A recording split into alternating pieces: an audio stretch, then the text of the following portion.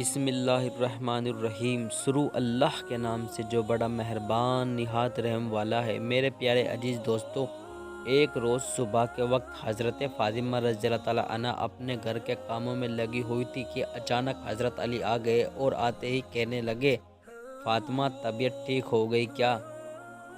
اس طرح گھر کے سارے کام کر رہی ہو؟ حضرت فاطمہ نے کہا، ہاں میں نے سارے کام کر لیے، کپڑے بھی دھل گئے، بس آپ کا امامہ رہ گیا ہے، اگر ہو سکے تو یہ امامہ دے دو، میں اسے بھی اپنے ہاتھوں سے دھو دوں گی۔ حضرت علی نے وہ امامہ شریف بھی اتار کر دے دیا۔ حضرت فاطمہ نے امامہ کو بھی دھو دیا اور دھلنے کے بعد شہزادے کو غسل کرا کر ان کو کپڑے پہنائے۔ جب آپ ان کے بال سنوارنے لگی، آنکھوں میں آنسو آ گئے، آپ رونے لگی۔ حضرت علی نے رونے کی وجہ پوچھی تو حضرت فاطمہ نے کہا کہ مجھے یہ خیال رلا دیا ہے۔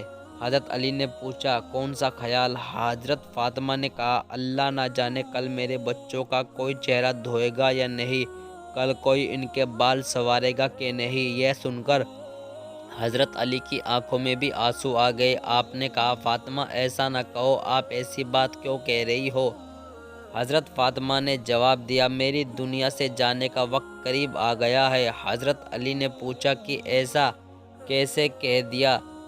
تو آپ نے بتایا کہ تہجد کی نماز پڑھ کر میں فرض کی نماز کے انتظار میں بیٹھی تھی، آنکھ لگ گئی، خواب میں مصطفیٰ آئے تھے، فرمانے لگے، فاطمہ بہت دن ہو گئے، جدائی تمہاری برداشت نہیں ہوتی، آؤ اب اپنے بابا کے پاس آ جاؤ۔ اتنا سن کر حضرت علی کی آنکھوں میں بھی آنسو آ گئے۔ حضرت علی نے شہزادے کو تیار کر شہزادے جاؤ مصطفیٰ کی قبر پر میرا سلام پیش کراؤ۔ اس کے بعد حضرت فاطمہ نے علی کا ہاتھ پکڑا اور کہنے لگی، مجھے آپ سے کچھ بات کرنی ہے، میرے پاس وقت بہت کم ہے، کیا آپ مجھے کچھ وقت دیں گے؟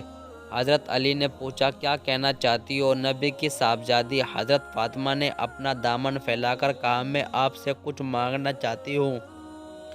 حضرت علی نے کہا، مانگو، کیا مانگنا چاہتی ہو؟ فاطمہ نے کہا، حضرت اگر زندگی میں کچھ خطا ہوئی ہو تو مجھے معاف کر دینا۔ حضرت علی نے کہا، فاطمہ کس طرح کی بات کر رہی ہو؟ تم سے پوری زندگی صبر کے ساتھ گزار دی۔ حضرت فاطمہ نے کہا، ہو سکتا ہے آپ نے مجھے کچھ حکم دیا ہو اور مجھ سے خطا ہو گئی ہو تو مجھے معاف کر دینا۔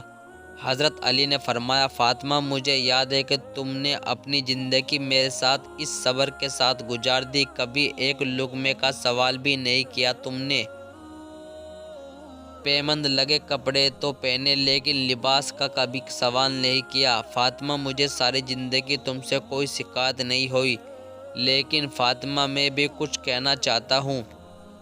کل قیامت کے دن مصطفیٰ کے ساتھ کھڑی ہو تو کہیں میری شکایت نہ کر دینا۔ میرے پیارے عزیز دوستو، اگر آپ کو واقعہ پسند آ رہا ہے تو ایک پیارا سا لائک ضرور کرے اور اپنے قریبی لوگوں میں بھی ضرور شیئر کرے۔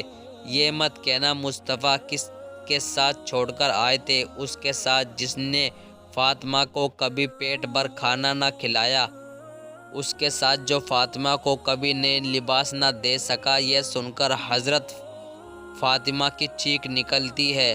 آپ فرماتی ہے، علی ایسی بات نہ کرو۔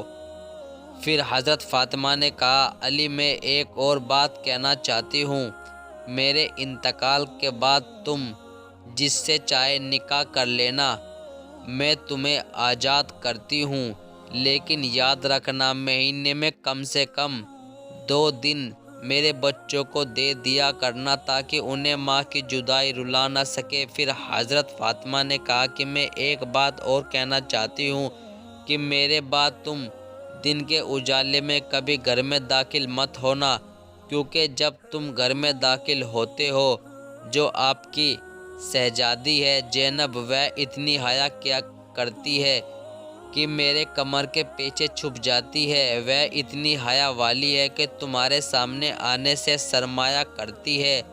آپ نے آگے کہا، علی میرے بعد دن کے اجالے میں گھر میں نہ آؤ تو پھر میری بیٹی کس کے پیچھے چھپے گی؟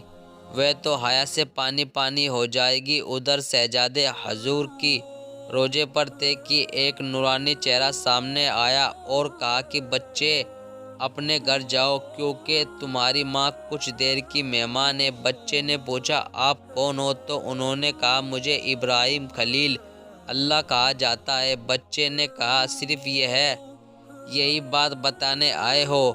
اس نورانی چہرے نے کہا صرف میں نہیں بلکہ سارے انبیاء، خود مصطفیٰ تمہاری والدہ کی روح کے استقبال کے لیے مدینے میں آئے ہوئے ہیں۔